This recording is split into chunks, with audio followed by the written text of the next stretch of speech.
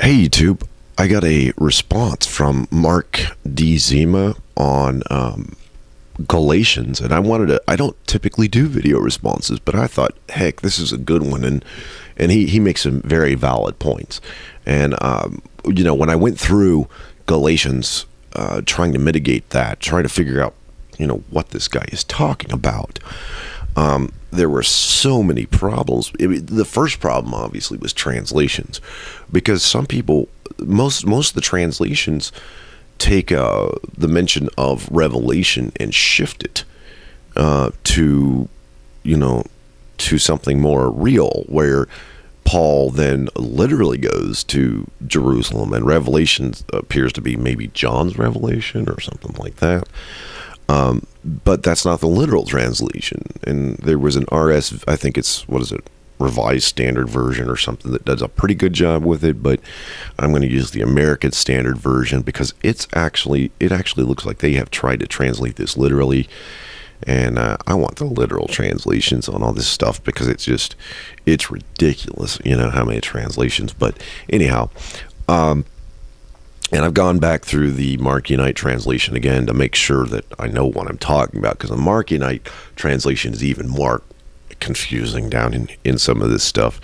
So there's a couple things that I would suggest, and that is that this is mostly about the second vision, where he goes up after 14 years with Barnabas and Titus. And it says he goes up by revelation and laid the gospel down, to those that were going to preach to the circumcision group, et cetera, and got the right hand of John and James and Cephas. And there was, let's see what else. There was another part in there which I always find interesting, and I can't even see it right now. Oh yeah, but from those that were reputed to be somewhat, what the heck? Boy, that's a weird translation. Whatever they were, it makes no matter to me. God accepteth no man's person, not man's person. Then I say, who were of repute, imparted nothing to me. So he kind of blasts them, which is really weird. You got the right hand, and then you blast the crap out of them. Really weird stuff. But then you get down to, but when Cephas came to Antioch, I resisted him to his face because he stood condemned. I would suggest that Cephas is Paul's own hypocrisy. And this goes back to 2 Corinthians. You'd mentioned 2 Corinthians. That 2 Corinthians text, where it talks about the thorn of Satan, the thorn in his flesh, I think that is his circumcision. I think that's his circumcision. And so he's talking about his own hypocrisy in Galatians. It's him. And when people come from James to eat with him, the people from James are Jewish. They're Jewish descendants. They're Jewish followers. They're circumcised followers. They come down and come to Antioch and eat. Well, then the spirit of Cephas, which is Paul's own hypocrisy about the thorn in his flesh, the circumcision, comes back to kind of haunt Paul.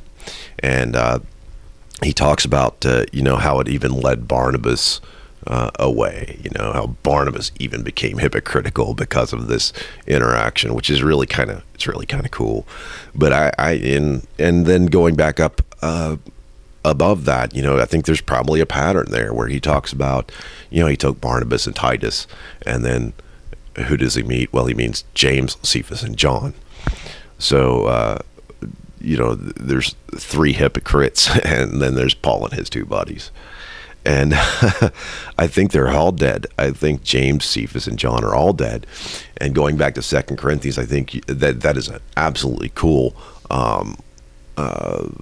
vision right there. And I think that the thorn in his flesh is actually his circumcision. And that what he's talking about in Galatians is his own hypocrisy, his own, where it says in 2 Corinthians, his weaknesses. I think in Galatians 2, he's talking about his own hypocrisy when he talks about Cephas. When people from the circumcision group come to eat with him in Antioch, he starts to back away from the Gentiles.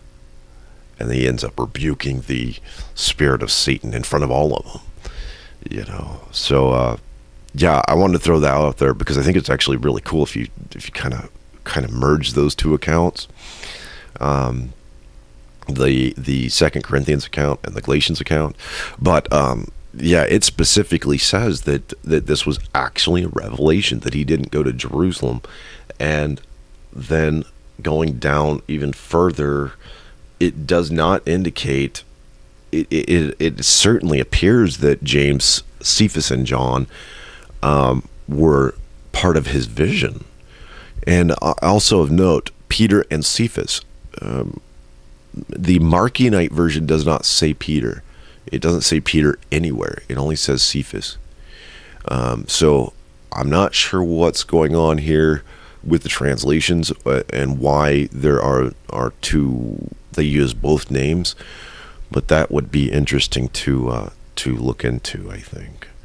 But yeah, I don't know if that answers your questions, but it was an excellent question, and I get that. I mean, and I will look for more support, but I think they are dead. I think that Cephas, John, and James are in fact dead when he's talking to them in Galatians. And I think it does mirror 2 Corinthians. And I think the thorn of flesh is probably his circumcision. And his weaknesses are probably his own hypocrisy. So, yeah, I'm going to throw that out there. And I hope that answered the question. I don't know. Give me a shout out. I'll talk to you later. Bye.